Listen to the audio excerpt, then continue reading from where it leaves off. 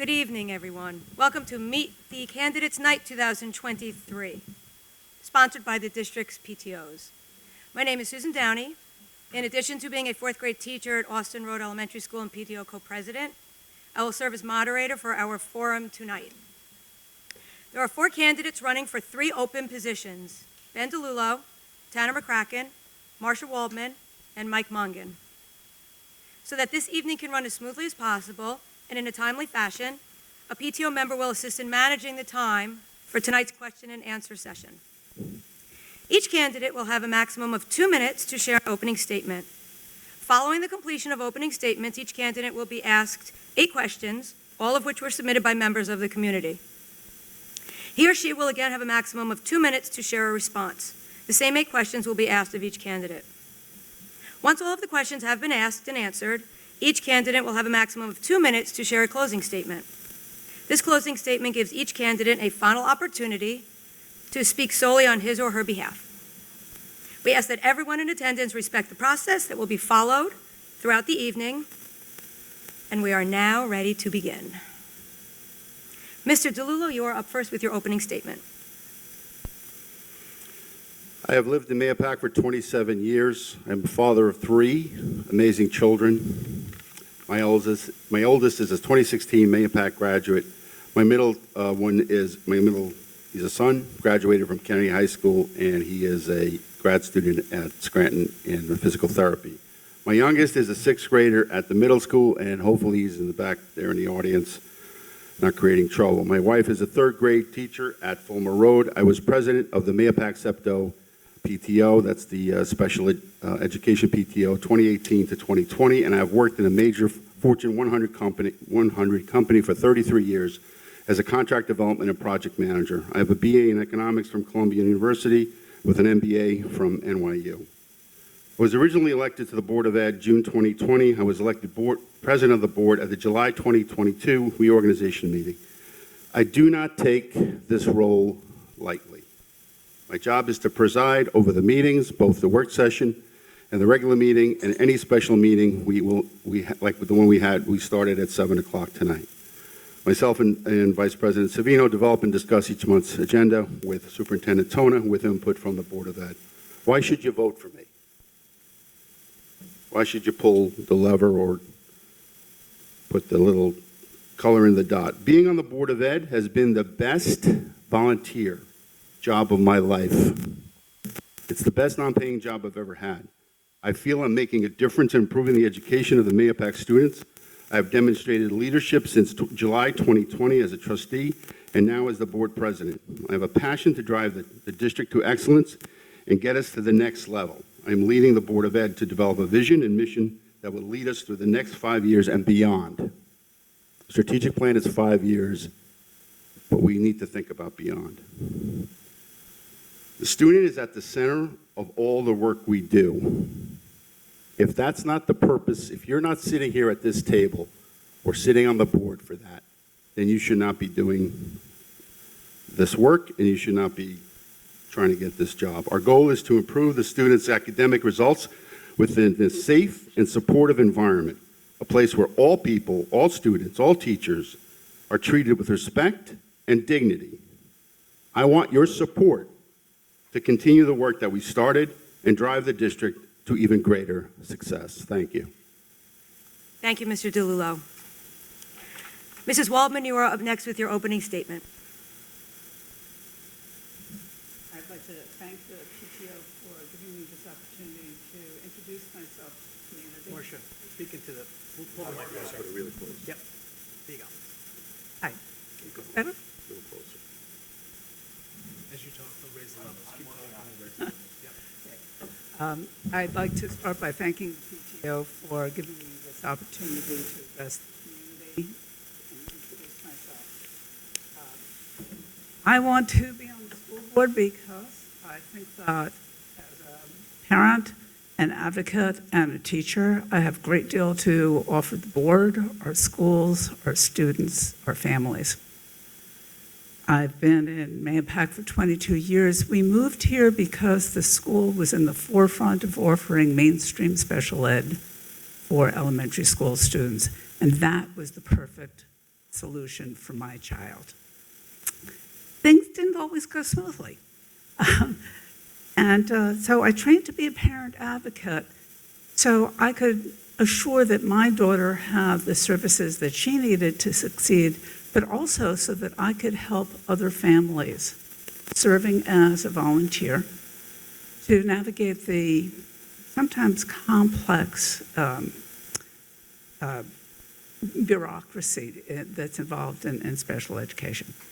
Myself, my professional experience, I was a marketing writer when the new digital media came on the scene, and I have to do this, and I have to do this for education, not to sell more shampoo, which is what I had been doing. I went for a master's in instructional technology and media at Teachers College, then worked for leading software developers such as Sunburst and Scholastic. When I re-entered the workforce after my daughter was born, they were just bringing computers into the classroom. They did not know what to do with them. So that was my job, to come up with lesson plans, curriculum, workshops, teacher training, one-on-one, whatever it took, to enable the teachers to use these new tools as part of their teaching methods.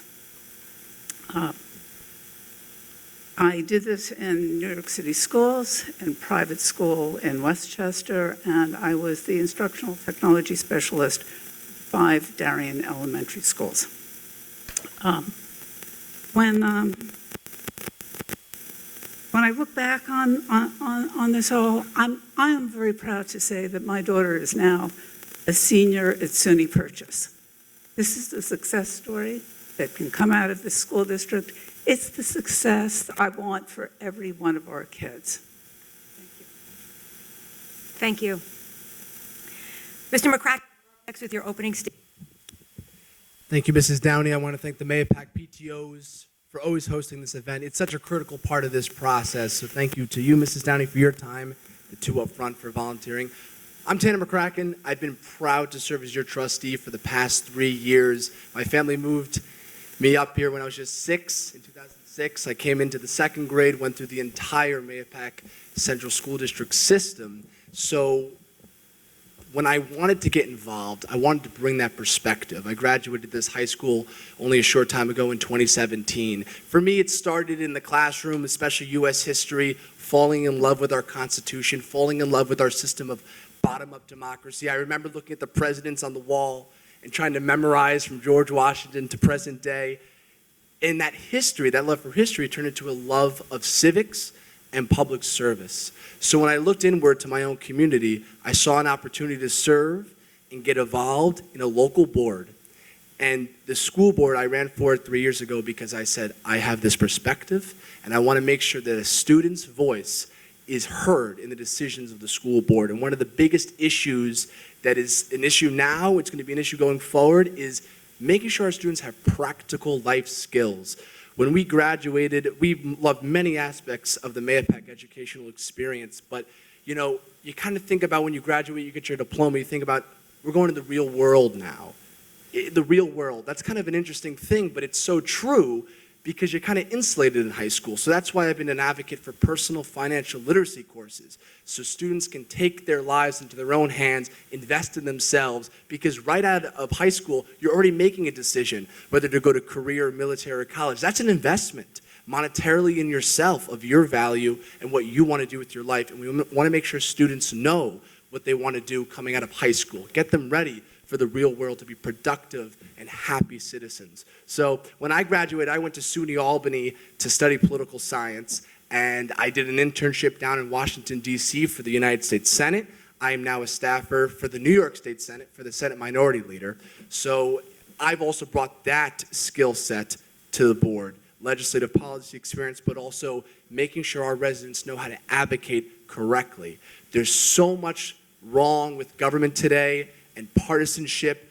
We want to cut through that, which is why I'm proud to chair the advocacy committee to get input from parents and make sure they have a voice at the various levels of government on issues that impact our students. So looking forward to answering many of the questions today, talking about my accomplishments and what my plans are. Thank you. Thank you. Mr. Mongan, you're up next with your opening statement. Thank you, Susan. Much appreciated. Hello, everybody. Again, thank the PTO for hosting. Done this. This is my third time. Thank you, Stas. It's my third time here at a candidates night. I ran for the school board successfully in 2016, and then again in 2019. So I was very happy to have spent a lot of time, 6 years on the school board. The last 2 years as president, 2 years prior to that as vice president. So it was really quite an experience, to say the least. I'm a '79 graduate of MHS. I have my wife Lynn and I live on 9 Pine Lane in Mahopac, across from Sycamore Park. Actually grew up in Red Mills with my 4 other brothers, so there were 5 of us over here. Everybody graduated from the high school, so everything here is near and dear to me. I got involved because I had seen that our newest building was when I went there, it was the Mahopac Junior High School, which has now been named the middle school, and that was from 1973. We had done the Board of Education had done a building audit of all the schools back in 2015, and there was really no movement on it. So I was very happy to be part of an architect of getting the schools, getting the bond passed and getting all the exciting stuff that's going on in all the schools. And then COVID's taken a little bit of a hit and slowed the process down a little bit, but we're really excited about the spaces that were created for the music. You saw the sports fields, the art program. It's really been a labor of love, and I look forward to it. I'm better known in the community as Lynn's husband. My wife Lynn is the assistant to Mr. Luciana, our athletic director here at the high school. She's also an accomplished baker, and you'll see her probably on Sunday over at her Sweet Treats and More at the farmers market in town. So I encourage everybody to go there. But again, looking forward to serving hopefully on the committee again. I was not able after last year. I was unable to run again due to the illness of my father, which was I thought I'd be talking about very positive things about his recovery, but sadly my father did pass away. So I watched, sat back. It was kind of interesting the last 9-10 months, sitting back and watching and just knowing that we need more, that we need energy and passion. And I certainly plan on bringing that in much more. It's a very challenging time right now, and this is for serious people, and I'm a very serious person. So I appreciate your support. Thank you. Thank you. Okay, we are now ready for the question and answer session. Question number 1, Mr. DeLullo, you are up first. What do you see as the most important challenge facing the Mahopac schools, and how would you propose moving forward to solve this challenge? So the way I look at challenges, I think they are internal and external. So the challenge to the district externally is things that they cannot control.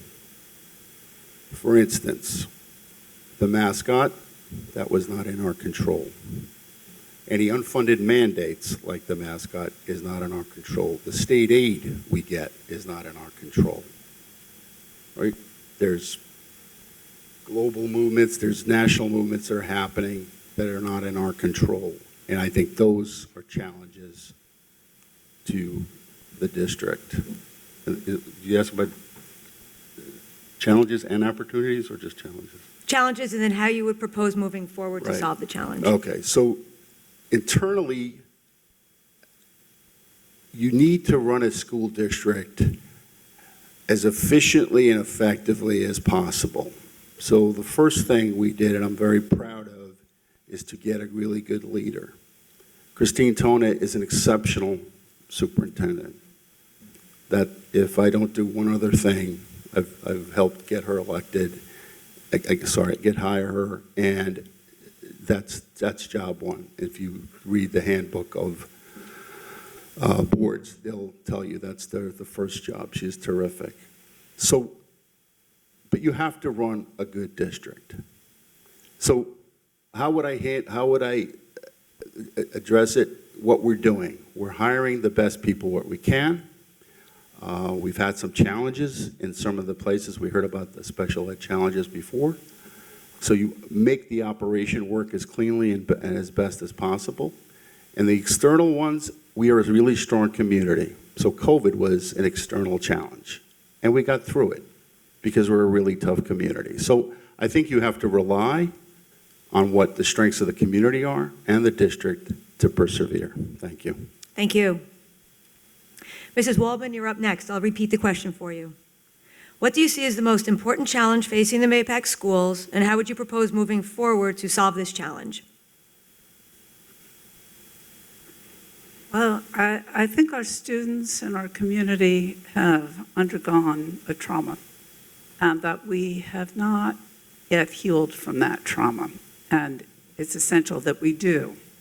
I think that there are definitely some efforts that are being made to bring us back together again from within the school. I think the social emotional learning efforts at the lowest grades, the addition of social worker, and supports like that will be, and the addition of assistant principals are very good in terms of helping come back to the normal that we've had in the past. But I think that it's also something that the entire community is responsible for. Our kids are not a battleground. Our kids are the place where we come together. And we have to find ways to do that. I certainly think the PTO can help with that effort, and other advisory groups can help with that effort. I think the kinds of things, the social emotional training that's going on at the younger levels, maybe needs to take place at a community level, at the high school level.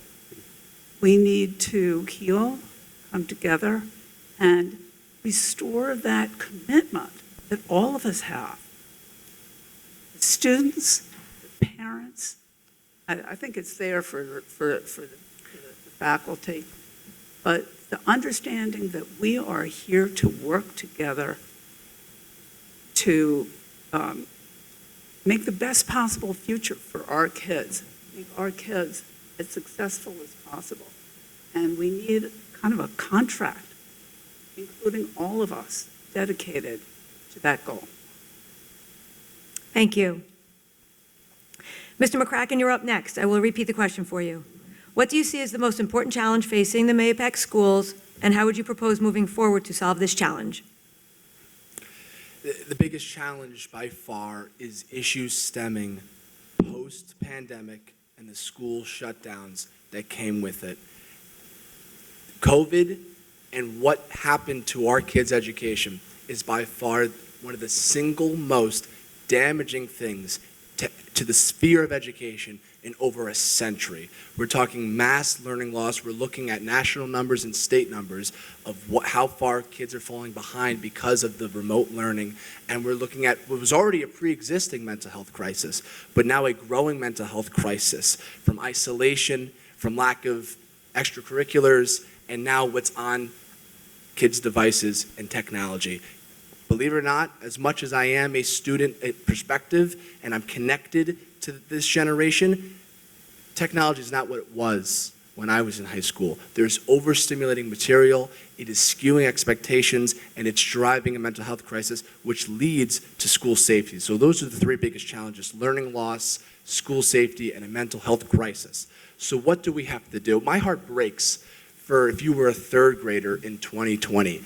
Think about that journey, fourth grade, fifth grade, elementary school. That's when you're learning how to learn, and you were pushed out of the school as a third grader. My heart breaks for every student, but this is how many years they've fallen behind. So as a board member, when we're looking at the strategic plan proposed by our superintendent, I'm gonna be asking, where's the key pillar that, one, measures learning loss in this district, and two, tackles it head on? Our job is to hire the experts, so I'm not going to pretend that I'm going to be in the classrooms making everything work, but we want to make sure we create a culture of tackling that issue. And when it comes to the growing mental health crisis and school safety, very critical school safety presentation tonight, but I was proud to support that additional social worker in the middle school, because we need to have professionals on hand to support our students. And this can't just be a one-time solution. We need to be looking over the horizon, because this will be with us for years to come. We got to support our kids. Thank you. Mr. Mongan, you are up next. I will repeat the question. What do you see as the most important challenge facing the Mahopac schools, and how would you propose moving forward to solve this challenge? Thank you very much. Thank you very much, Susan. I agree. I mean, learning loss is definitely is number one, top priority. But let's take it a little further. You have to have an environment to come into. There has to be a safe environment to come into in our schools. Okay, there has to be leadership. There has to be camaraderie. There has to be a reason why people are getting up to come to work in the morning. When we talk about learning loss, talk about the ability for people to come to work rather than to stay home. Okay, we have a terrible problem with people coming to work. Okay, so you want to talk about learning loss, let's get people here to work. Okay, rather than staying home and not reporting to work. So you have to create an environment that's going to be soothing for all, soothing for our building leaders, soothing for our children, our support staff, everybody, and that's something that we really have to work on. And it's been neglected for a while. We have to get morale back in the district all the way around. One of the things that we can do is look towards this learning loss. I mean, you know, you're not going to be able to accommodate everybody, but there should have been opportunities, and there still are opportunities to do things in the summers, whether it's with summer school, whether it's with, you know, even if it's on special Saturdays. We used to call them Sunrise Saturdays, where there'd be special opportunities for kids to go in. I know that we're having a math, and a reading at the 9th grade level. We're going to do an extra course to try to catch people up, but those are the people that are the standard points. The kids are down below. The kids, you know, down in the elementary schools and coming up through the middle school. There's a tremendous amount of kids failing in the middle school that are just going to continue to get passed along. We got to catch them. They have to be caught now. Okay, you can't wait till the high school and to give them an extra class. There should be summer school opportunities. I'm not even saying here. Go to Rock Hill Girl Scout camp. Go do an academic camp and get kids out of the school and get them into a different setting, a learning setting. Thank you. Thank you. We will now move on to question number 2. Mrs. Waldman, we will be up first. Question number 2.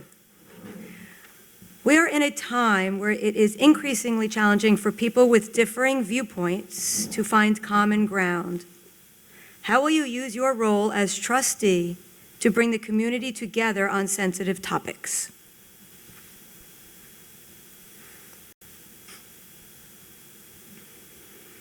Well,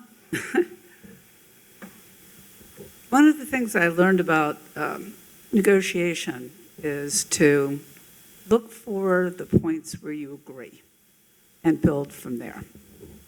And I think, you know, going back to what I said a moment ago, I think that people in the community agree that we want our kids to succeed.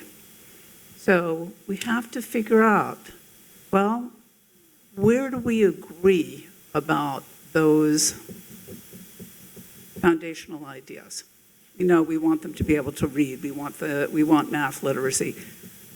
And then you get into sensitive issues. Okay, so you have a sensitive issue, for example, some people think social emotional well-being is something that you should teach at home, not in school. How do we get that conversation going so that the people who have reservations about it get to express their reservations, and those who see the benefits of doing it in school can explain and they can educate one another. And then you find ground where you can agree and you move on to the next issue. And you involve everybody in the community. I mean, maybe somebody who feels like, oh, my child shouldn't be being taught social emotional things at school. Maybe ask the kids, how are they feeling about their feelings classes? Maybe they love them. Maybe you need to listen to your kid too. So I think it's all about listening to one another and finding areas where we can agree and building from there. Thank you. Mr. McCracken, same question. I will repeat it. We are in a time where it is increasingly challenging for people with differing viewpoints to find common ground. How will you use your role as trustee to bring the community together on sensitive topics? Yeah, this is such an important question. And honestly, 2 minutes can't suffice, but I'll try my best.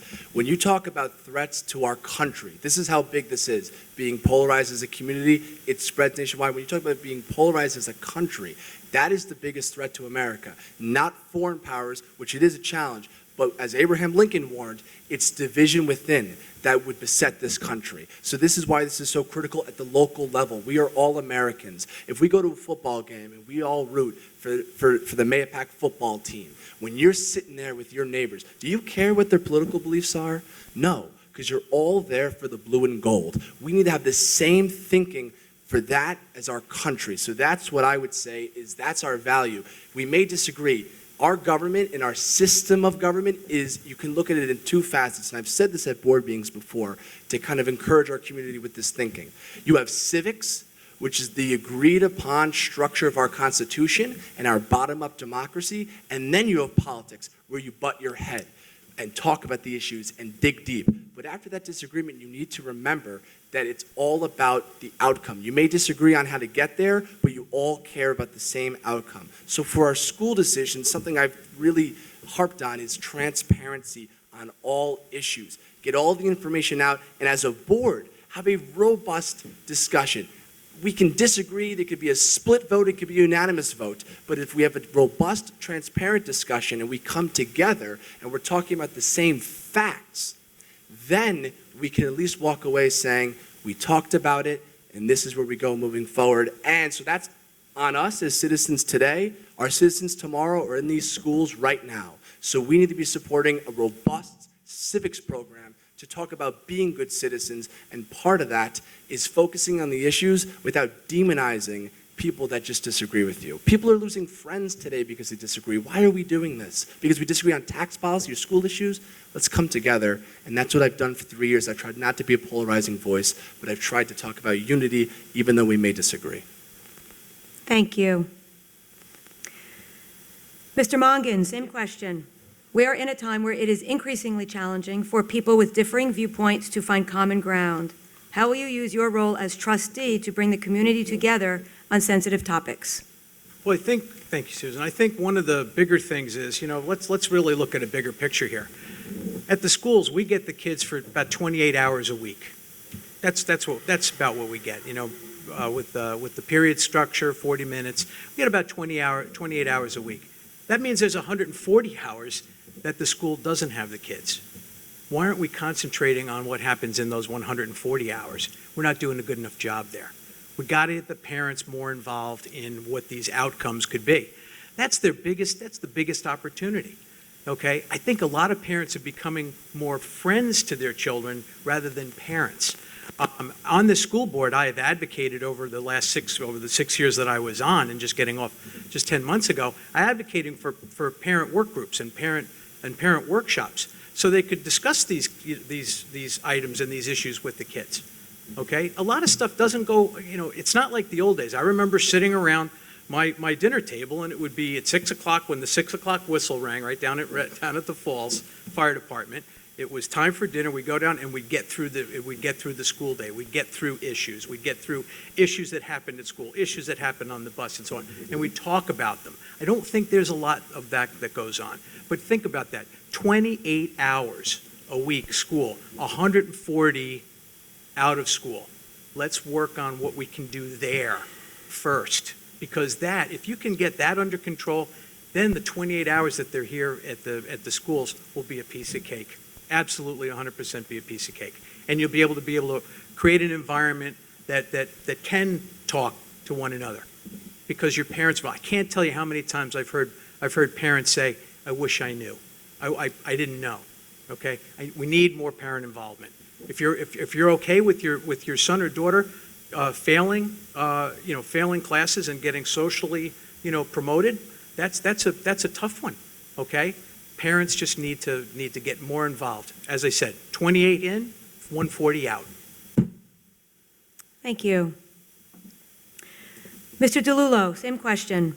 We are in a time where it is increasingly challenging for people with differing viewpoints to find common ground. How will you use your role as trustee to bring the community together on sensitive topics? So I completely agree with my colleagues here.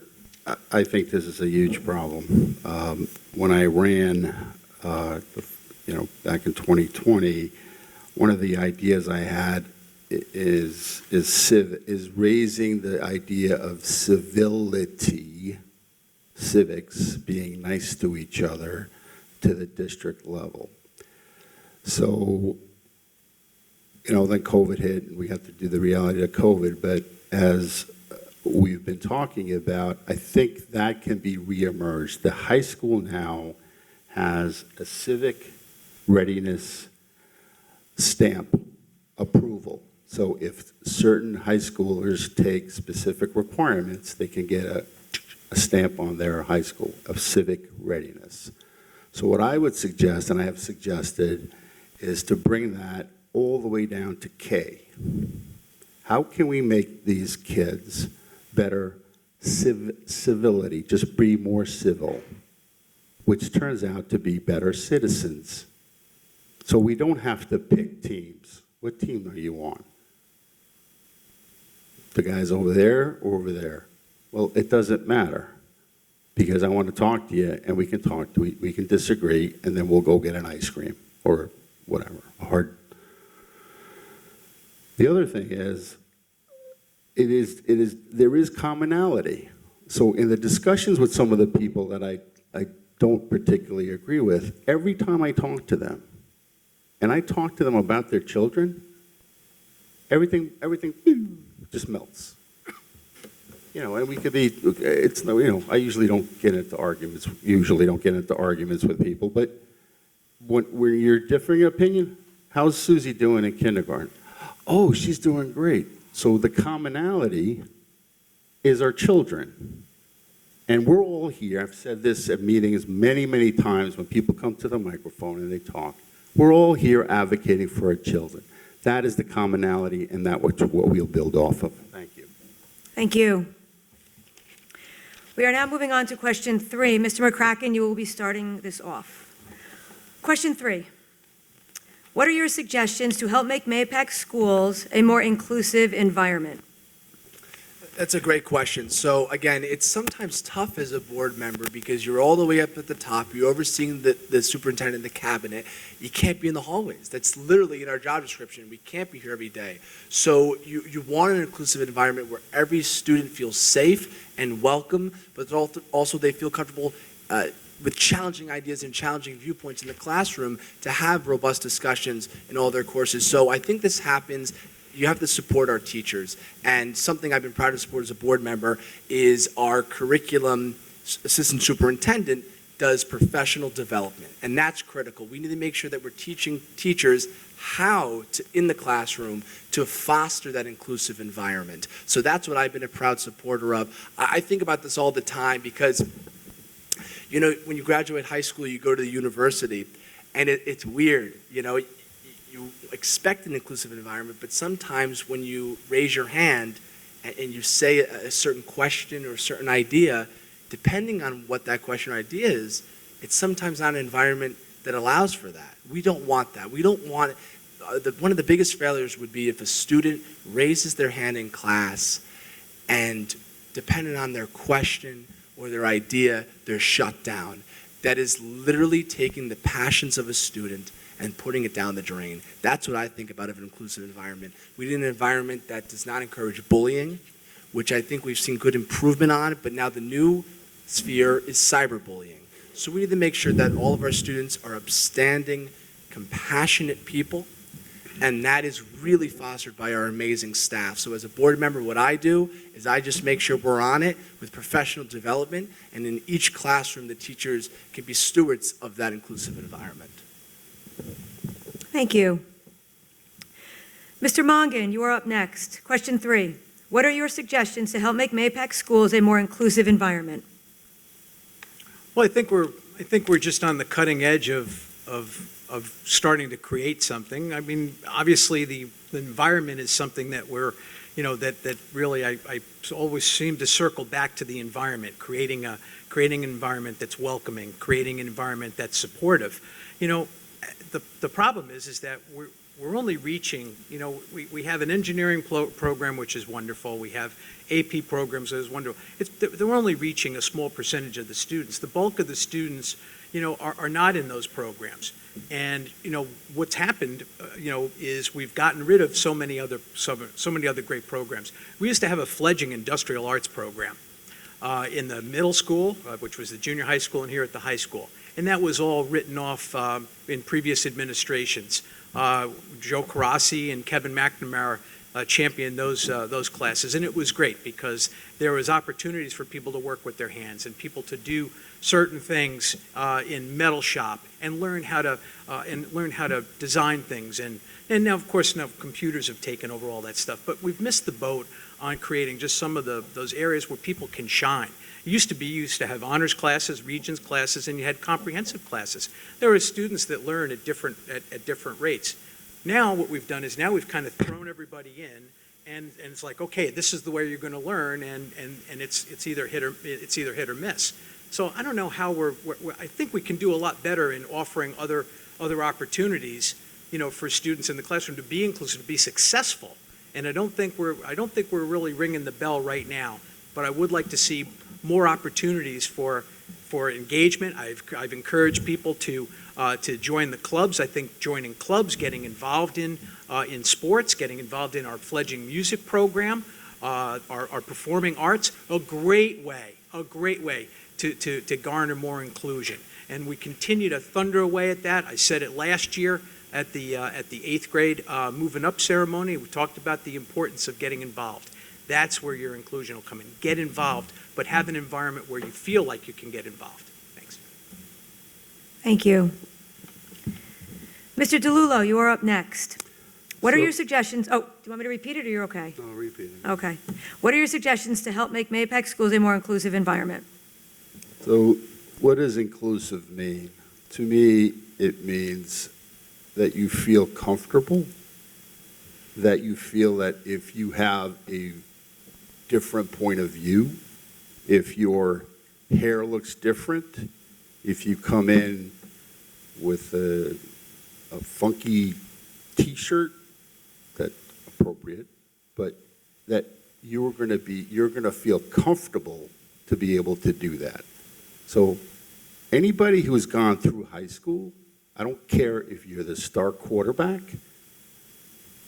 or the head cheerleader, you didn't feel comfortable well, I certainly didn't, okay? And I didn't play football, but you want to feel comfortable. And that's how you feel included. So when my son went from 5th grade and he transferred over, he's in middle school now, we were really concerned. Not that he's a bad kid, it's just middle school's tough. I mean, it's not tough, but it's tough enough that you were concerned. But they had a team that made him feel included. And he had some friends from his previous school that he met, but he met new friends. And he also joined we forced him, really, to join out after-school activities. I took him to the play the other night, and that's how he feels included. And I think that's the part of what we have to do, is to create an environment. So I'm going to just say, our schools must be like a second home for these kids, because sometimes, unfortunately, tragically, their home is not that safe, is not that inclusive. So when they come into school, it needs to be, and the teacher may be their mom or their dad, and that's my vision of safety and inclusion. Thank you. Thank you. Mrs. Waldman, same question. What are your suggestions to help make Mahopac schools a more inclusive environment? Well, There are some wonderful programs out there that I have watched, such as social justice, and there are similar programs that have a curriculum specifically to teach inclusion and open-mindedness.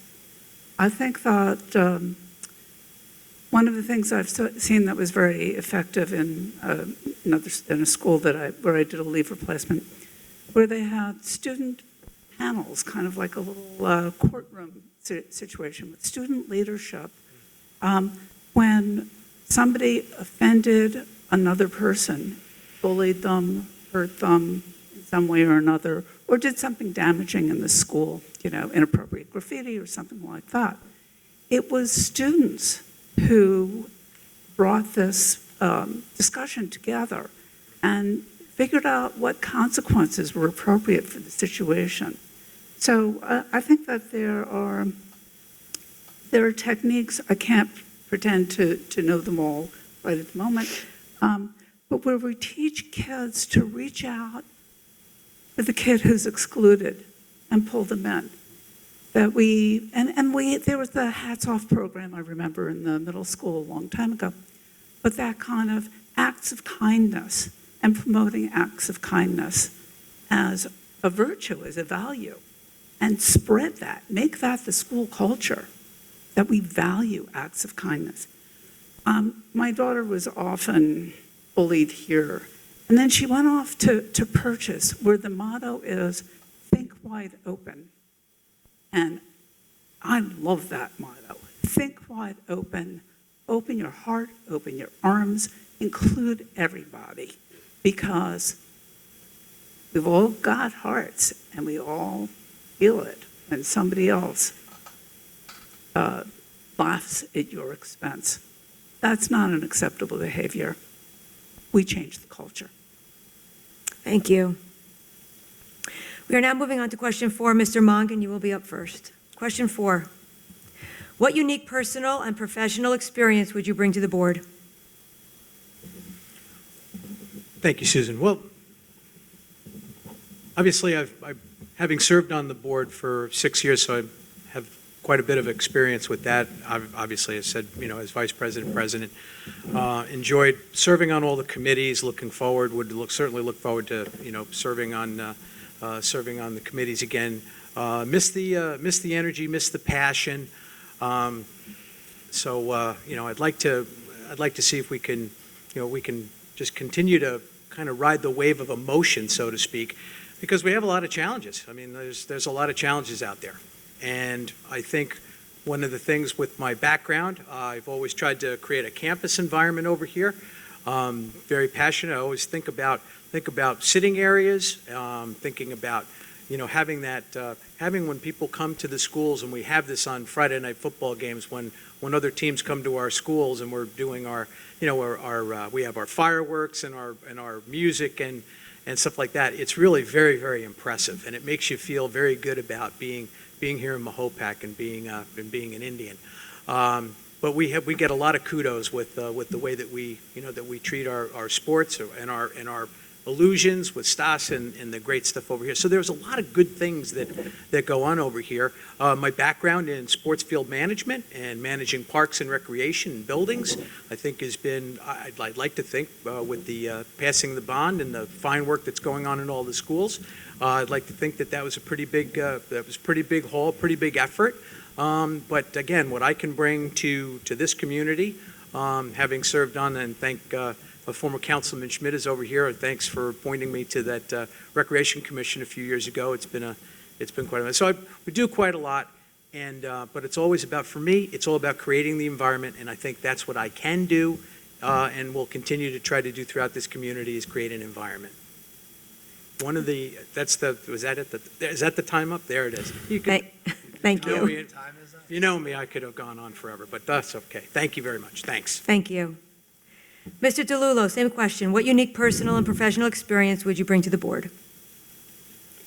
So I'll start with the professional because it's a little bit easier. So on the board, we do a ton of contracts for everything. So whether it's we're hiring assistant superintendents for finance, we're hiring anybody, there's lots of contracts. That's what I do for a living, that's my day job. So that professional experience, I don't have a problem looking at that. Also do a bit of, part of my job is to be an analyst and looking at data, tons and tons of data. So looking at finances and big numbers, I've worked on deals that are actually bigger than the budget. So I've worked on certain deals that are, in the $250 million range. So the numbers and the analysis doesn't bother me, and I do enjoy doing that. I do enjoy presenting. What I really, really love is project management, and I love it. I just love it. So getting a group of people together to get to a goal, and that's what we have to do on the board. And I'm very, very proud, and I've said this many, many times, our board takes a long time sometimes to get to a decision, but we always make the right decision. I'm really proud of that, and I'll say it again. In terms of a personal experience, my son, I got into SEPTO because of my son. I did coach my older boy way back when, and then I think when I was able to see, I'll try to give an anecdote. We had a SEPTO grant to a woman, a teacher, and I do remember her name, but I'm not going to say it. We got her $500 for something, and she was so happy that we did this little thing. And I said, it was nothing. And I said, if I can change somebody's life like that just by doing something like that, that just wanted me to participate even more, and that's why I'm here. Thank you. Thank you. Mrs. Waldman, you are up next. What unique personal and professional experience would you bring to the board? Well, as the parent of a special ed student, I think that very important, and the fact that I helped her navigate to a point of success. But I have worked in the last, maybe 10 years or so, I've worked as a private tutor, and I've had dozens of kids I've helped prepare for the SATs. But there's been about a dozen kids who I have been involved with at a family level. I have worked with them for 2, 3, 4 years. Sometimes it was helping them, they were English language learners, or the children of English language learners, or they had a physical disability, or they had an ADHD or an organizational problem. So I have been as deeply involved as a parent with a dozen kids with different types of challenges, and also with kids who had, were intellectually talented and who had great ambitions. So then on the other side of my profession, first of all, I would be the only educator on the board. There's only one other mom. My unique professional experience as a staff developer, and also doing leave replacements, I have been in dozens of schools and seen what they do and do well. I've worked with hundreds of teachers and learned from them because I love learning all the time. I have worked with thousands of students over the course of the years. I think that this is a perspective that's very important to have on the board. Thank you. Mr. McCracken, you are up next. What unique personal and professional experience would you bring to the board? Yeah, so as I said in my opening remarks, I bring the modern Mahopac student perspective, and I also bring legislative policy experience in my professional career as a staffer for the New York State Senate. So let me tell you what you've gotten from that experience. As a former student, I've talked about the guidance structure in our guidance department and what that looked like through the eyes of a student. When I served on the Curriculum and Guidance Committee, I kickstarted the Mahopac Alumni Network, which we did not have, which we will now have thanks to the support of Superintendent Tona, which will bring former alumni together for events that will show students what careers to go into, but also to solicit feedback from former alumni to talk about what we can do better here as a school district. And then also, as I mentioned before, harping on personal financial literacy and practical life skills as we reform our education system. So that's what I brought with that perspective. With my policy experience as a professional New York State staffer, I was very proud. One of the first things that I did on the board where I really felt like I made an impact for our community was when the COVID mandates did not allow football and other fall sports to go on, which is devastating for our community and those students' mental health to not be able to play on the field. So I partnered with Coach Dom DiMatteo, and I helped draft advocacy letters and phone scripts because I said, I've worked in the senator's office. This is what gets their attention. So with Coach DiMatteo and the amazing football community we have here, we were mailing hundreds of letters, and then he went around to the other sections, and other school districts were sending these letters that I wrote and left a section to put in your own personalized opinion in there. And from that, I came up and proposed the idea to make the advocacy committee, to get together with a group of parents and residents here, and I'm proud to chair that committee. And what we do is we talk about issues that impact us. Mandates come down every year down the Taconic from Albany that impact us. And we talk about how that affects our kids, and we create advocacy materials such as letters and phone scripts and graphics to get the word out and to reach out to our state legislators so our voices are heard at that level. So that's what I brought with that experience. Thank you. We are now moving on to question 5. Mr. DeLullo, you will be starting off. Alrighty. What will you do to support the special education community in the Mahopac schools? So as I said, I was between 2018 and 2020. I was a SEPTO president, and I advocated for students with special needs, and I have never stopped advocating for them. I believe in our district has one of the best programs in the area. Is the reason that people move here to get access to special ed programs they cannot find elsewhere. Do we have challenges? Of course we do. We do. We have lots of challenges, and when I say to parents who talk to me about that, I said, you have always advocated for your child. You keep advocating for your child.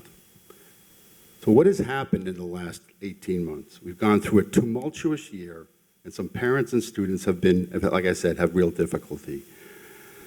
Since the middle of 2022, we've lost 3 administrators, an assistant superintendent of PPS, okay, that was the top guy, elementary admin, and the secondary admin. It is difficult to replace all these roles while you're actually trying to run a special ed program. We hired an interim special ed director who has restructured the department. The plan is now coming into reality. So they're going to have a director, an assistant director, an elementary, and a secondary administrator. Erin Paquette is the secondary administrator. And then underneath that, they're going to have elementary chair, CSE chair, and a secondary CSG chair, Rebecca Ivicek, who just started in January. These chairs will allow special ed students to stay in the classroom instead of having to run meetings. Why is it so important to support special ed? Because it's between 17 and 20% of the population. Okay, so we've got a population of about 3,900, which means 17% would be 650 kids. Out of a budget of $138 million, it's coincidentally 17% of the budget goes to special ed. That's $24 million. It's dedicated to special ed. I support keeping the special ed program.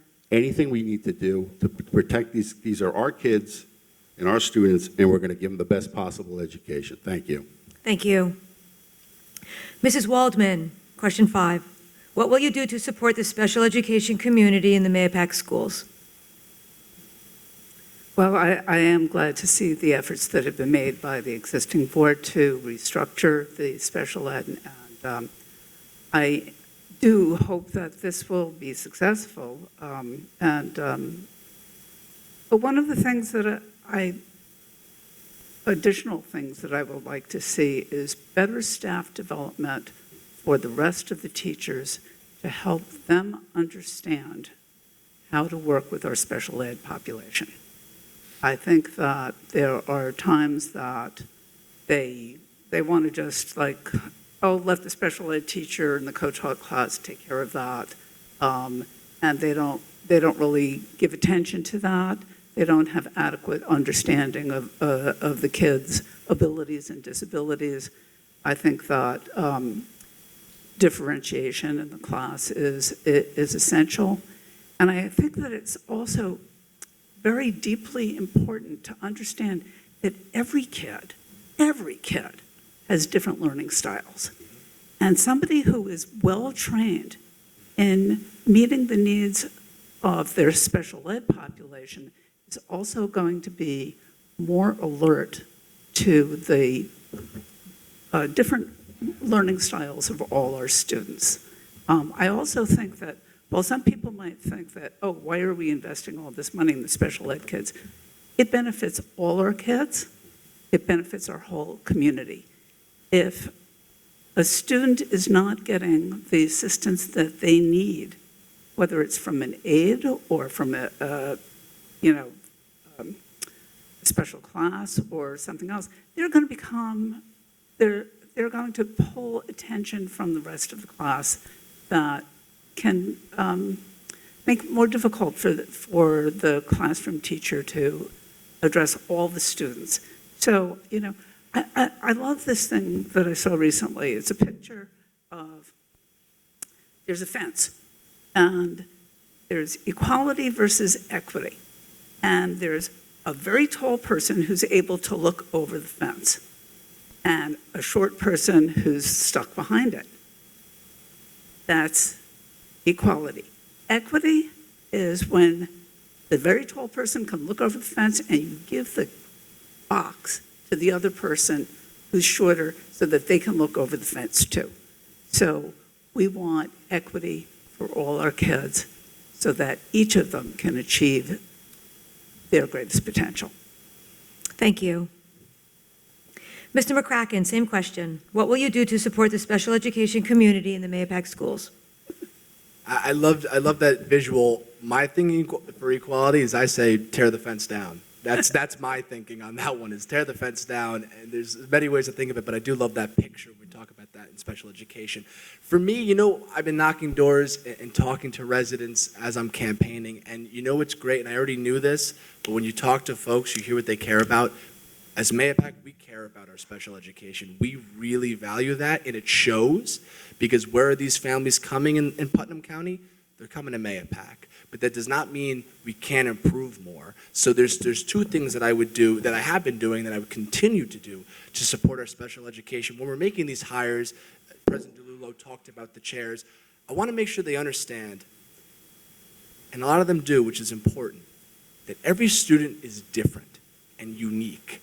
And when you're crafting these IEPs and you're talking about what they need, even if they have the same learning disability, it's not the same. Every student is unique. So we need to really be thinking about that when we're crafting what their future is going to look like, to make sure they're successful and to make sure they learn, because they just learn different. That's the only thing. And we have to make sure how they learn and tackle that. And the other thing, too, is the parent involvement is so critical. I mean, these are their kids, and something I hear from a lot of parents as I've been campaigning is there's some barriers. There's got to be good communication between the district and the parents of special education students, because they know best. Professionals do know, but parents also know what the needs of their students are. So as a district, we have to understand that and work with parents and the professionals to make sure the needs of those students are met, because when they graduate this high school, they're going to be citizens too, and they are so important. And all they do is learn different, and we got to make sure they learn the way they can, because they can. Thank you. Thank you. Mr. Mongan, same question. What will you do to support the special education community in the Mahopac schools? Thanks, Susan. Well, it's certainly been a passion with my 6 years on the school board. We have Trustee Masafra in the back of the room over there, along with Leslie Mancuso, our former trustee and former president. We're very passionate and really got the ball rolling back in the back in the, I think it was 2010, 2009, 2010, where our special education program was really not what it was supposed to be. So through their hard work, and we were able to get attract and bring back Dr. Stowell, and then who grew it to the footprint to where it is today. So many opportunities, with student outcomes and other things. I know down at my park, manage Overpeck County Park, we have 1,000 acres down there. We have equestrian center. We also have Challenger baseball down there. So there's a lot of things that I think that we need to take special education to the next level. We know we're doing well in the classrooms. We know we have the support staff that are there, but let's take it to the next level. We do a wonderful thing at the equestrian center with horse therapy. And we have special needs kids from the different schools. They come over and they're in the stables and they're with the horses. Man, it's unbelievable to see a child just up next to a horse and being so comfortable and just really just enjoying it. It's also nice to see the teachers' faces on seeing this as well. So I think there are a lot of ways that we can go above and beyond the educational component. We should be able to take these for the kids to be able to get on road trips, on field trips, and do more of that. So there's more things to look forward to. And I think that's just taking it to the next level. We know we're doing well in the classroom, but now we got to grow it. Now we got to get outside the classroom. Same thing even with our, I know we're working on this with the bond, but our playgrounds, even at all of our elementary schools, are very, very outdated and do not really harness the needs of our special needs community. That needs to be addressed immediately. Thank you. Thank you. We are now moving on to question 6. Mrs. Waldman, you will be starting us off. Question 6. Do you support the budget and why?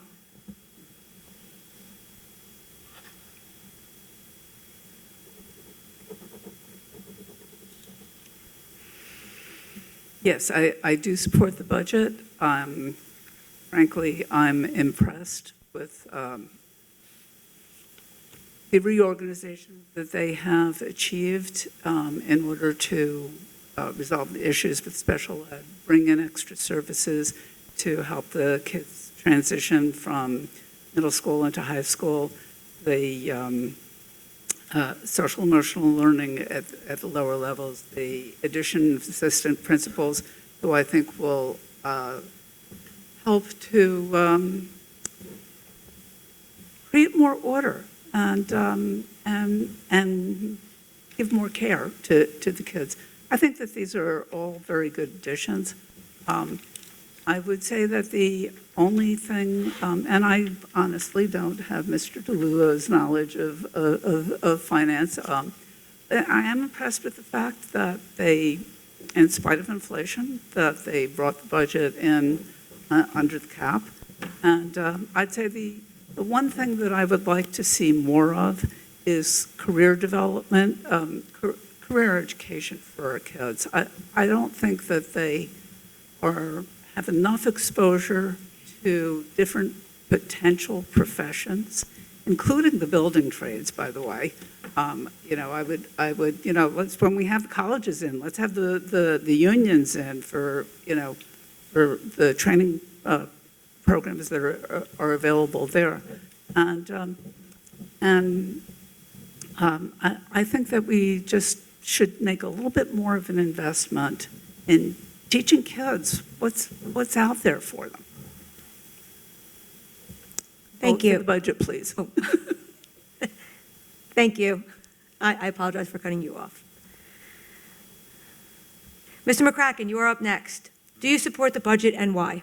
Yes, I supported this year's budget as board trustee because it will enhance our educational programs. It keeps the kids and their wellness in mind, and it also rejects over $800,000 of potential tax increases that will not happen. Also, this fiscal year is going to be paired up with increased tax exemptions that I was very proud to support for our veterans, heroes of our community that should not have to reach into their pockets to pay for the services after they gave everything serving our nation, as well as our seniors, people with disabilities, and our fire and EMS volunteers, so they'll see tax exemptions going into the fiscal year. But at this point in the process, it's up to the voters, which is why I've been such an advocate for transparency, because I would say when I first came on to now, we have seen more transparency in crafting the budget. I think there's more we can do, and I will pledge to keep fighting for that if elected to a second term, such as making sure committee meetings are recorded, because so much happens in that finance committee meeting, and you hear the report here at board meetings, which is good, but you could see the unfiltered nitty-gritty work.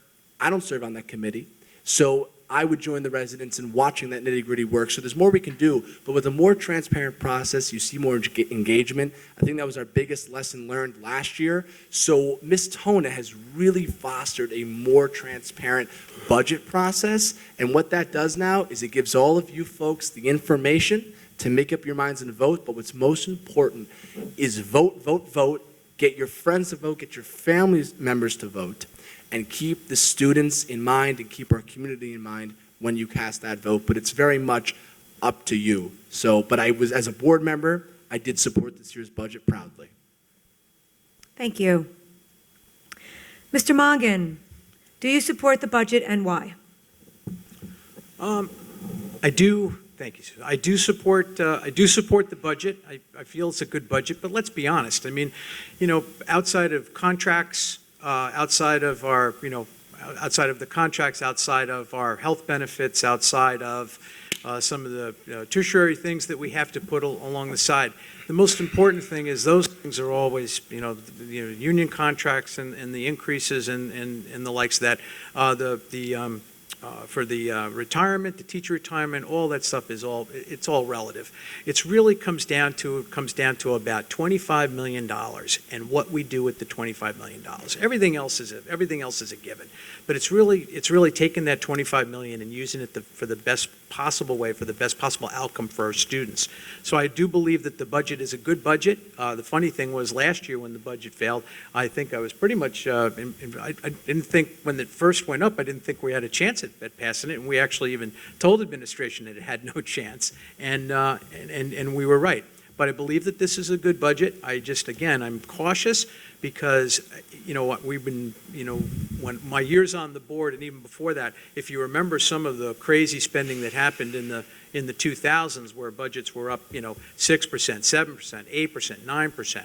I don't want to get back to that, but I do think that we have to be very cautious. On my 6 years on the school board, we did a pretty good job keeping it between 1% and 2%.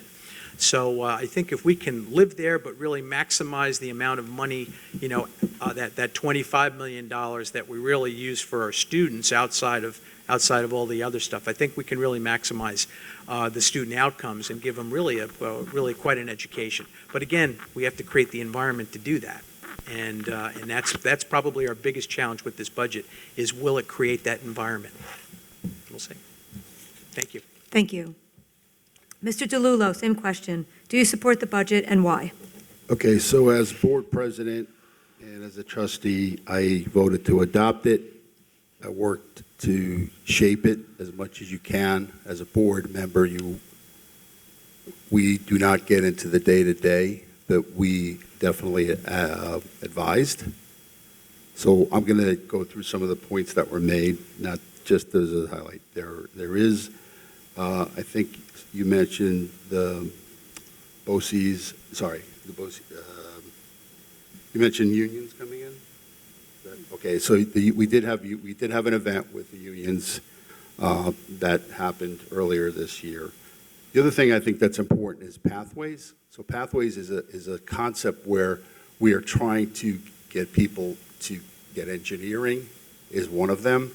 We're rolling out something for business. We're rolling something out for teaching. It's going to take a couple of years to do that.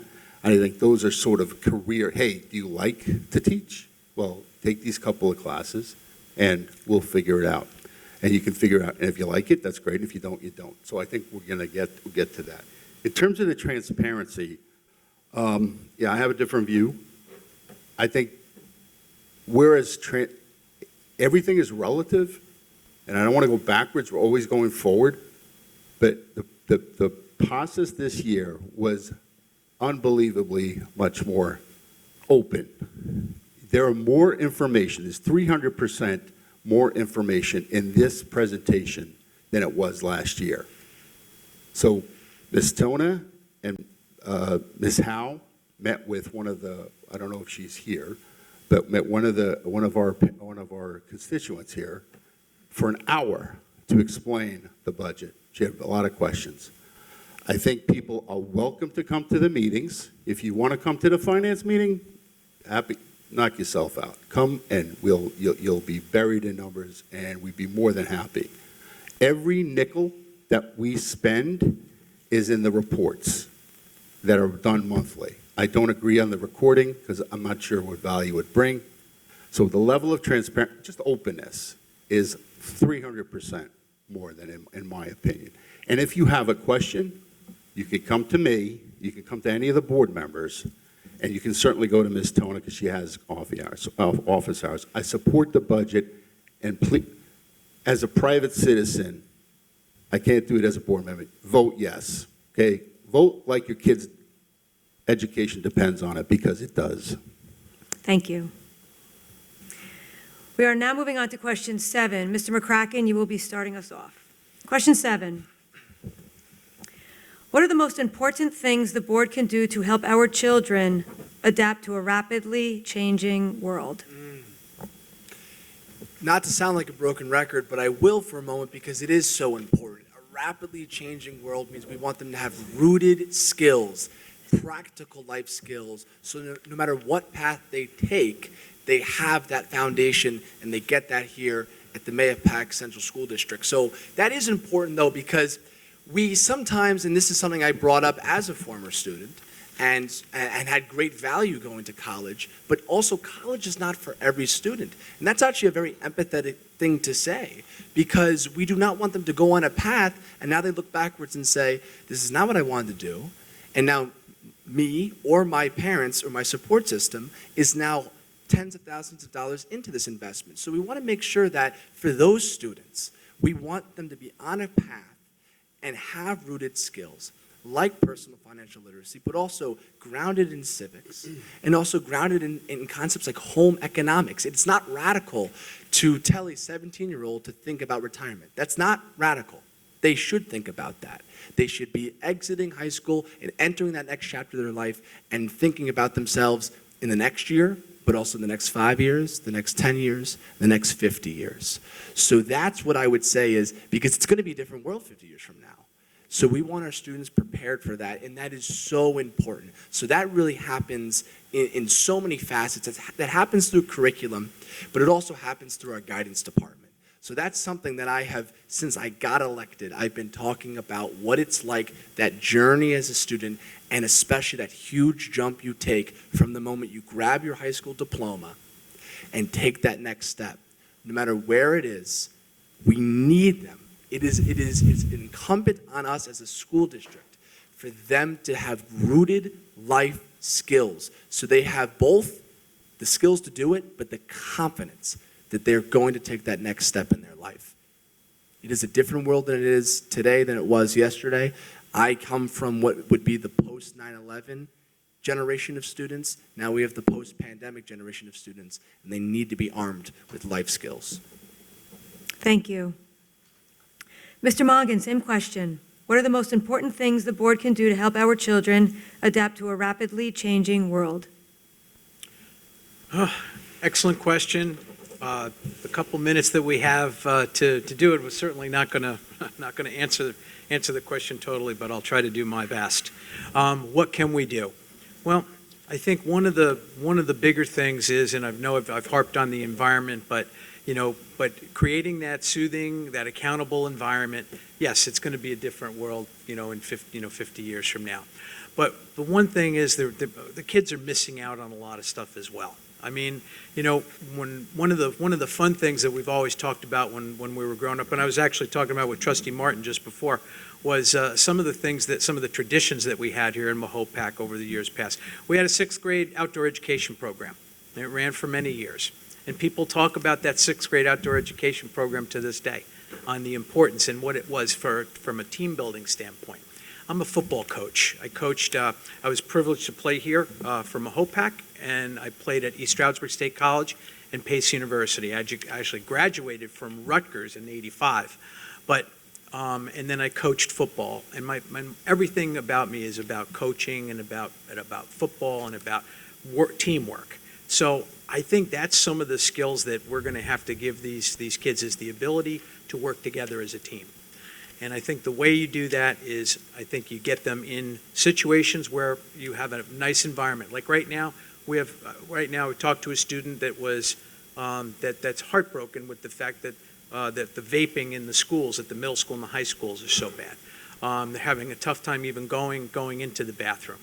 So they don't feel very, very safe about that. They don't feel supported. We have to get you. If you want this thing to really work moving forward, then this has to be a safe place. This has to be your second home. And right now, we don't have that. We don't have that at all. We've got a fledgling problem at the middle school and the high school, and it's only going to get worse. So we have to address that immediately. Get vape sensors into these bathrooms and start holding people accountable, so our kids can actually have a wonderful and soothing and nice environment to learn in. Thank you. Thank you. Mr. DeLullo, same question. What are the most important things the board can do to help our children adapt to a rapidly changing world? So if you were doing a multiple choice, right, and you were doing, I would say all of the above. You have to do everything. You have to do everything well. You have to do special ed well. You have to do education well. You have to do career development well. Everything has to be done well. Okay? One of the things so everything has to be running on all cylinders. One thing we do not have that we're working on is a vision. Okay? So what's the value of a vision? The value of a vision is to show where we're going. We're looking forward. You look back to inform what you're going forward with. Okay, you don't forget about the fact, but you're going forward. So we need to do things better going forward. So we're working on a vision, and I think that will help focus the district, help focus the teachers, help focus the students as well. Right? They need to have the skills to be able to compete in a global market. But we have to do everything well. It's not 1, 2, 3, it's everything. So you have to raise the excellence of the district so that everything is running well. Well, how are you going to do that? That's really tough. Well, that's what we get paid for, is to try to do that. And part of the job of the board is to create a vision. And I'm super excited to be able to do that. So I think that's one of the reasons we're going to do. We're going to create programs academically to stimulate the kids, to prepare the kids. We're also going to create an environment where it's secure, physically secure. So all this crap that's happening out in the world is not coming in. The kid feels socially safe, emotionally safe, and physically safe. Right? And I think that's what we need to do. And I think that's where the board is going to succeed and going forward. Thank you. Thank you. Mrs. Waldman, same question. What are the most important things the board can do to help our children adapt to a rapidly changing world? Well, everything's going to change. And all of these, I think everybody has good ideas here about, what we need to do. And I tend to have some things that I particularly focus on. One is that that children need to learn to learn. Everything is going to change. The things that they know now might not meet their needs in the future.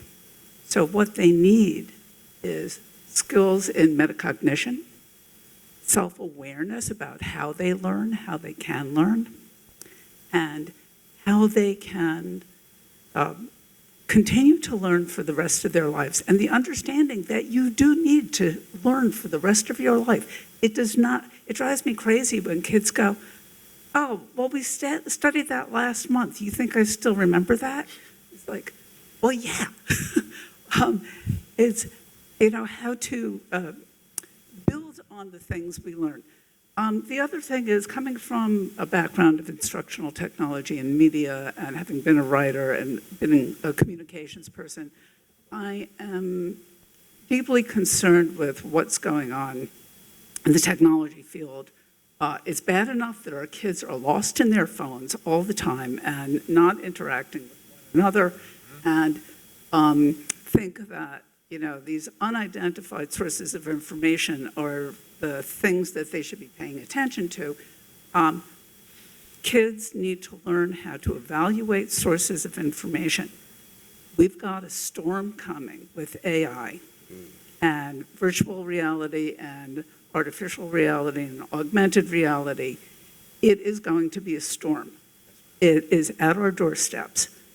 We have to prepare our faculty to deal with this rapidly changing technology and teach our kids a certain kind of ethics about how they use technology.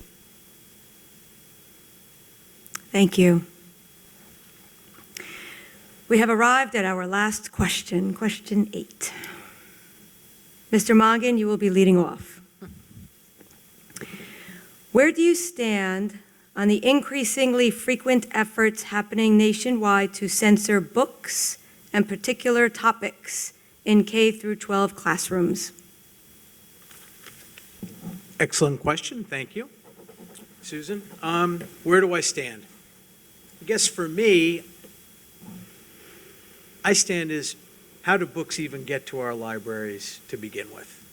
How do they get there? What is the process that the books get to our library? It seems like it's after the fact. A book that's challenging or a book that's challenged is already in our library. And my point is, well, how did it get there?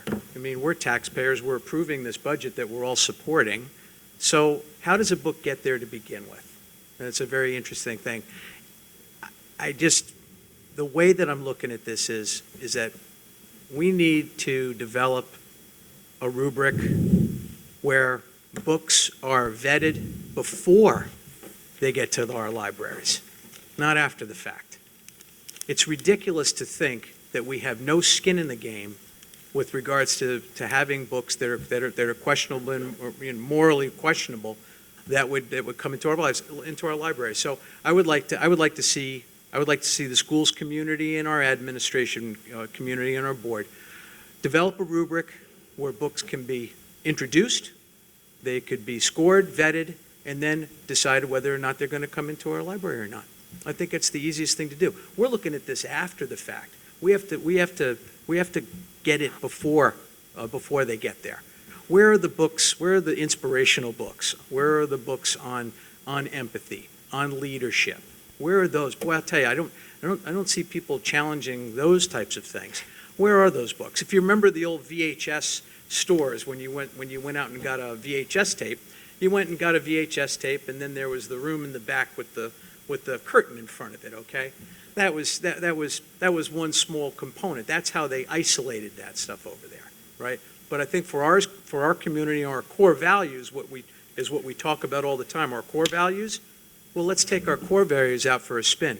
Develop a rubric and see and score them, and then see if the books are going to be able to make it into our library or not. Thank you. Thank you. Mr. DeLullo, same question. Where do you stand on the increasingly frequent efforts happening nationwide to censor books and particular topics in K through 12 classrooms? So I'll answer the national question, and then obviously I'm on record with some of what's happening here, so I'll just repeat some of that. We're not in the censorship business. We're in the education business. Okay? It's very simple. We do have professional media specialists vetting the books before they get into the they are vetted, and there's a process. You may question it, but there is a process, and they're being vetted by these professionals. So there's that.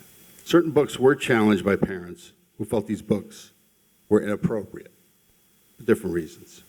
Are some of these sections in these books tough to read? Absolutely. They make you cringe sometimes. Do parents have the right to advocate for their children and challenge those books and monitor what they read as parents? Of course they do.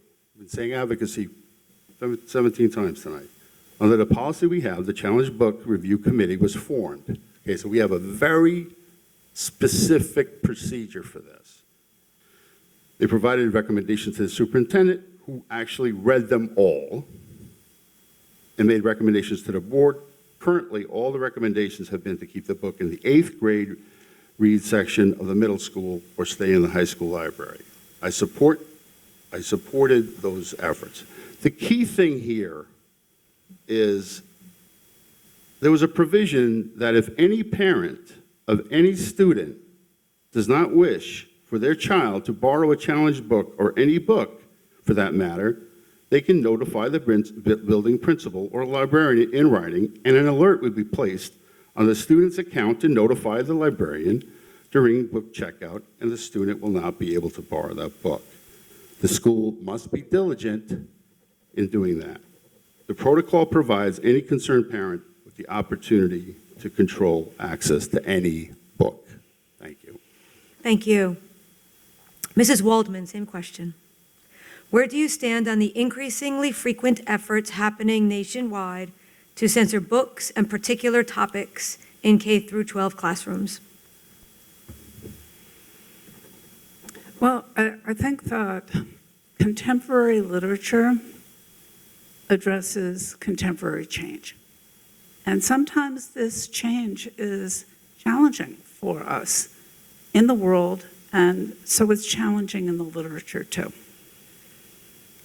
The reality, I think, is that you can't close the world out. There's been a lot of social change that's been taking place that's hard for a lot of people to deal with. But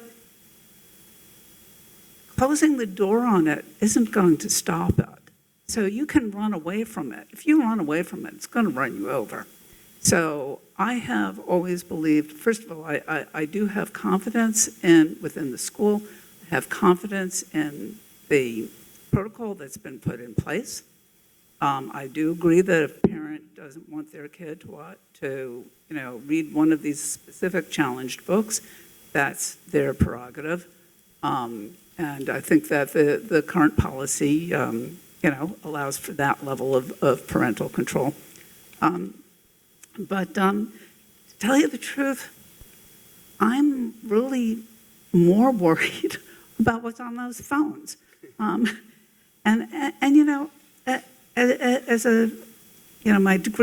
first degree was in literature, and so I love literature and I value its role in society. But working with kids, I've had kids say, wow, that really opened my mind. And I've had kids say, that book saved my life. So I think that, we have to, open our minds, think wide open. You can't close down the world, and you can't put your kids in a lockbox.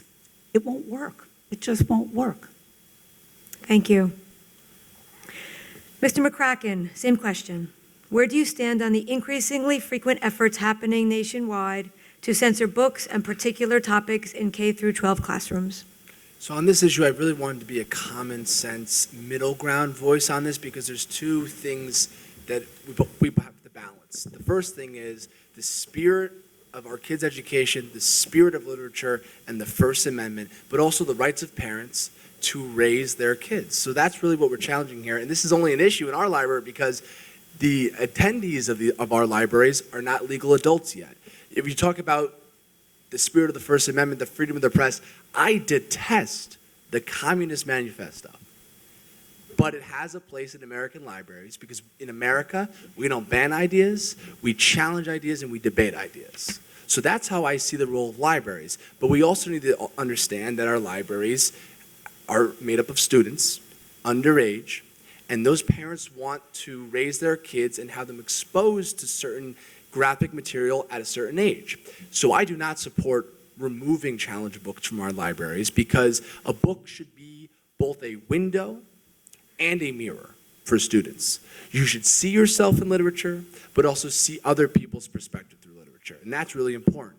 But then also, what has been brought before the board and some of this material, I want there to be a policy that says if they've been challenged and vetted through this process, then you should have to get, as a student, should have to come with a parent permission slip to take it out. That's my proposal. It keeps it in the libraries because I do not want to ban books, but it also keeps parents involved because a fear of parents also is they don't want their kid walking to the library and just randomly coming home with it and saying, oh, you should have flagged that ahead of time. Instead, it should be, your student wants to take out this book. It's been a challenged book in the past. Is it okay for them to take it out? So that's where I stand on this, but also a good point was made. I was just in the library a short time ago. This library, not a lot of reading going on. And I got to tell you, too, I have fell in love in reading in my adult life now. I love it, but it did not happen. And our libraries are good spaces for doing work as well, but these challenge books get taken out less than 1% of the time. 0.5% of the time they're taken out. So we're yelling at each other as a community, and we're fighting each other as a community, but let's just focus on if it's just one kid taking it out and the parent's okay with it, that matters. We shouldn't remove it. Thank you. That has concluded our question and answer session. Each candidate will now have a maximum of 2 minutes to make a closing statement. Mr. DeLullo, you are up first. Okay, thank you. I just want to thank the PTO Council. I want to thank all the folks in the room tonight. I'm sure there was something on Netflix, but you guys decide, well, I guess you could always stream it later. But I welcome that you guys came out tonight to listen to this. And the fact that you did just makes me feel good that you're participating in our Mahopac democracy. I believe in Mahopac. Okay, what does that mean? What does it mean to live in Mahopac? So on the mascot committee, we asked the committee to name 3 words that describe Mahopac. Overwhelmingly, and I asked Ms. Tony to get the stats, but she didn't get them to me yet, being a tight-knit community and family. Community, family, loyal, supportive, family-oriented. Overwhelming. Another one, tough, resilient, strong, persistent.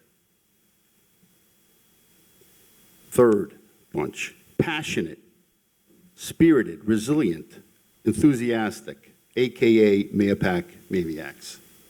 That's the vision you should have in your head. I talked a little bit about the vision and the mission that will reflect these values and these characteristics. Okay, the vision I think we should have, and we're working on, we had a meeting, I don't remember, I think it was last week, and we had it was one of the best meetings we ever had. We were talking about the vision and the mission. Develop, so here's one, don't quote it, don't write it down, but this is what I like. Again, the vision is the future. We're always looking forward. The history is to inform what you're going to do in the future. Develop educated, exceptional citizens with life skills prepared for an ever-changing world. That sounds pretty good. I like it. It may change. The mission is what's happening now. To prepare each student for college and career readiness, educate them to be responsible and productive members of the global community. And what are the values that I talked about? Being a tight-knit community. What is the easiest thing? When you're at a playground, when you're at the Stop and Shop, you're always talking about your kids. So what am I bringing to the table? I want to continue on this journey. I want to help lead to the next phase. There's a lot of stuff going on, and it's a bit of a turning point, an inflection point. We have a new superintendent. We have a new administrators, new facilities, a new mascot, for better or worse. So I want to continue to lead on the Board of Ed to drive Mahopac so that every child gets what they deserve, an exceptional education in a superior school district. Thanks again for coming, and please go vote and grab 3 people and have them vote with you. Thank you. Thank you very much. Thank you. Mrs. Waldman, you are up next. You have a 2-minute closing statement. I have always said that the schools are the foundation of our community, and strong schools are strong. It makes a strong community. So We need to, and this is an ongoing process. It's an innovative process. Schools by nature tend to be somewhat conservative, and there's good reasons for that. But as I said a couple of minutes ago, we're in the face of a great deal of change. The professions are going to change. The technology is going to change. The opportunities for our kids are going to change. And I think that's part of what we need to be teaching our kids. How to accept change, how to look at it as a positive challenge, how to innovate it, how to be innovative, how to look at problems in fresh ways, because the scene around it is constantly changing. I think that there's the potential for doing that here. I see that this past year, the school board has looked at problems and addressed them and, brought about change. But we have to be open-minded about what's coming down the pike and prepare our kids for that. We also have to come together and do this together because it is community. It matters for all of us. And we have to stop treating one another as if, we're on different teams.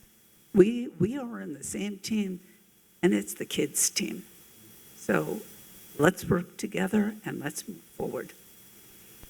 Thank you. Mr. McCracken, you are up next with your closing statement.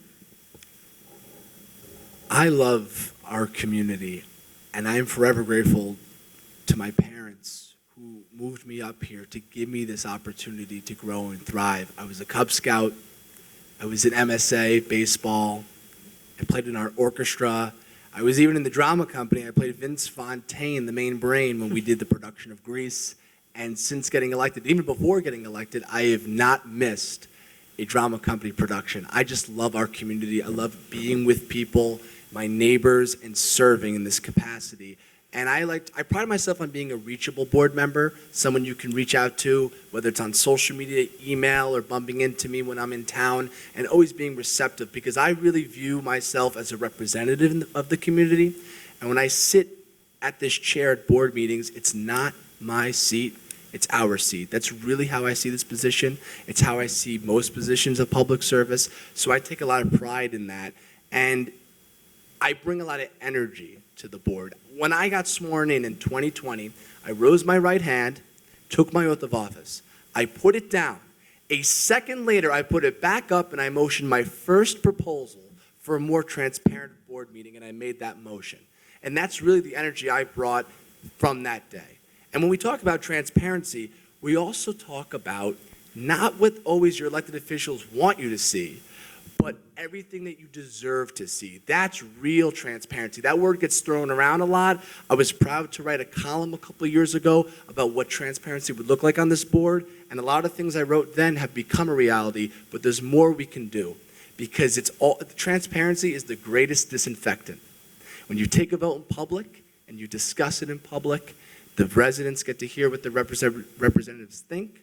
And when they come to the outcome, you're not confused how we got there. That happened for many years with the school board, and I'm proud to keep that progress going forward. I value ethics, and one of the things, one of my, I guess you should say, shortcomings is I don't have a kid in the district, right? But luckily we have a lot of parents on the board, but you know what I am? I don't have a horse in this race. I think about every student when I'm at the board meetings. I think about every student in their journey, and thinking about when I'm at the graduation, shaking their hands, I take pride in that they could see someone who's familiar. They don't have to run for the board to look at me and think about what they can do, but they can do something else in their life, a leadership position. And I'm proud to serve that role when I shake their hands, because I know they're very accomplished and they're incredible and they're bright. And I tell them congratulations and look on forward and work hard. And I like to serve in that capacity as well. So it would be an honor to be reelected by my fellow residents. This has truly been one of the greatest experiences I could have asked for, to serve in this capacity. And I thank you all, because it's 10:23 p.m., and each of you are sitting here participating in our local democracy. That is absolutely incredible, and a testament to the love that you have for Mahopac.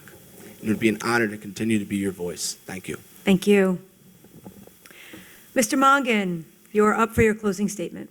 Yes, I am, Susan, and thank you for everybody that stuck around here this evening. To echo on Trustee McCracken's time note, it is 10:23, and I'm happy to be here with my closing statement.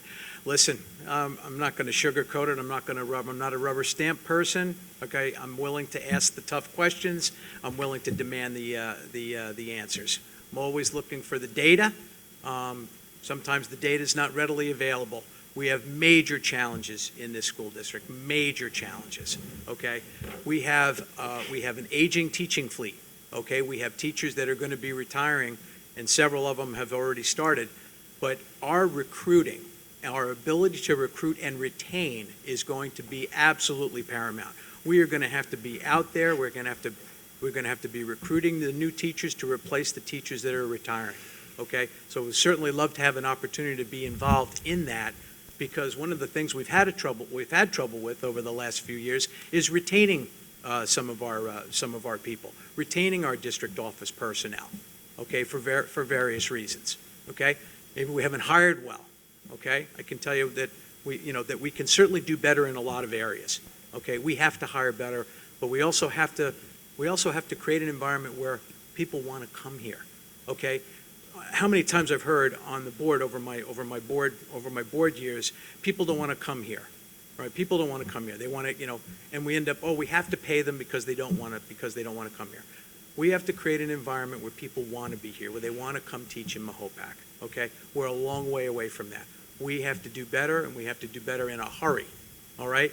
We've got to get the middle school and the high school and elementary schools. Everybody's on their own island. We got to kind of tighten it all up again. This is something that I ran on 6 years ago about getting everybody all back together again. Well, everybody's on their own island, okay? Students need to be supported. Teachers need to be supported. Support staff, secretaries, down to the custodians and our amazing bus drivers, of which that's a challenge in itself, just getting bus drivers, okay? All of them need to feel respected, need to feel wanted, needed, and appreciated. And I'm telling you right now that they don't right now. Okay, we have a major morale problem. We have to get it under control. We have to get this district back on its feet again. And that's what we have to do. And I am certainly looking forward to that challenge. Okay, thank you very much. And thanks for coming here tonight. Susan, thank you for moderating as well. Thank you, my pleasure. Thank you to the candidates for participating in this event, and to the community for joining us tonight at 10:26 p.m. Please remember that the 2023-2024 candidate election will be held in person, along with the budget vote, in the Mahopac High School Gymnasium, thank you. Gymnasium on Tuesday, May 16th, from 6 a.m. to 9 p.m. Please exercise your right to vote. Good night. Thank you, Mrs. Downing. Thank you. Thank you, Ms. Stanley. Very nice.